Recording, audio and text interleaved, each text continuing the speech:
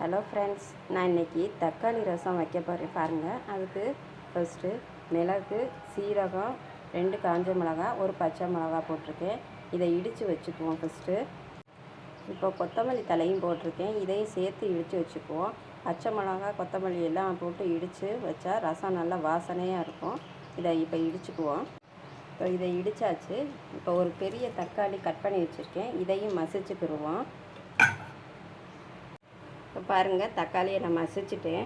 தக்காளி எப்போது நான் மசித்து தான் போடுவேன், அப்போ தான் தக்காளி வேஸ்ட் ஆகாமல் ரசத்தில் சேரும்.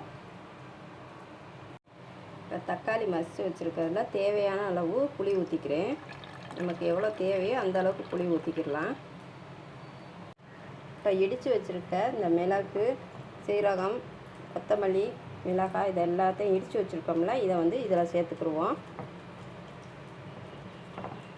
சேர்த்துட்டு தேவைக்கேற்ற தண்ணி ஊற்றிக்கலாம். நமக்கு எவ்வளோ தேவையோ அந்த அளவுக்கு தண்ணி ஊற்றிக்கிடுங்க. இப்போ இதில் மஞ்சத்தூள் 1/2 ஸ்பூன் சேர்த்துக்குவோம். ஒரு 1/4 ஸ்பூன் சேர்த்துக்கிறேன். அதோட மிளகாத்தூள் ஒரு 1/4 ஸ்பூன். மிளகாத்தூள் எதுக்காகனா கலர்ஃபுல்லாக இருக்கும், அதுக்காக லைட்டாக, ரொம்ப போடக்கூடாது, லைட்டாக சேர்த்துக்கிறேன்.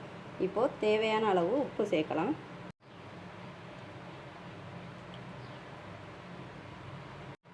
இதை நல்லா கலந்து விட்டுருங்க. இது நல்லா மிக்ஸ் ஆனதும் அப்படியே வச்சுட்டு பூண்டு மட்டும் கொஞ்சம் எடுத்துருக்கேன். இந்த பூண்டை தனியாக இதை நச்சு வைக்கணும்.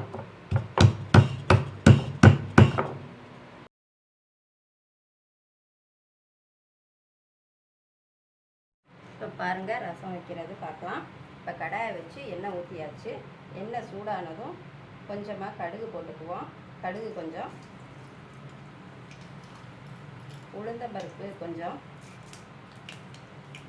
அது பொரிஞ்சதும் நம்ம இடித்து வச்சுருக்க பூண்டு அதையும் போட்டு அதில் கிண்டிக்கணும். கருகாமல் கொஞ்சம் லைட்டாக வதக்கிட்டு இதில் கருவேப்பிலை கொஞ்சம் போட்டுக்குவோம்.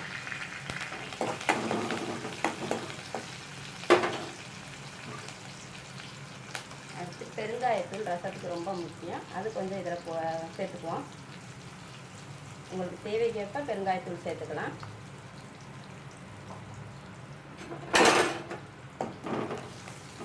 லைட்டாக வதக்கிட்டு இப்போது நம்ம கரைச்சி வச்சுருக்க இந்த ரசத்தை இதில் சேர்த்துடலாம்.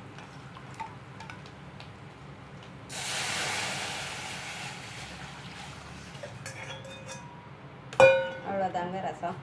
இப்போ இது லைட்டாக கொதி வந்ததும், ரொம்ப கொதிக்கக்கூடாது, லைட்டாக கொதி வந்ததும் ஸ்டவ் ஆஃப் பண்ணிடலாம். இப்போ பாருங்கள், லைட்டாக கொதி வந்துருச்சு. இப்போ ஸ்டவ் ஆஃப் பண்ணிடலாம். பாருங்கள், சுவையான தக்காளி ரசம் ரெடி.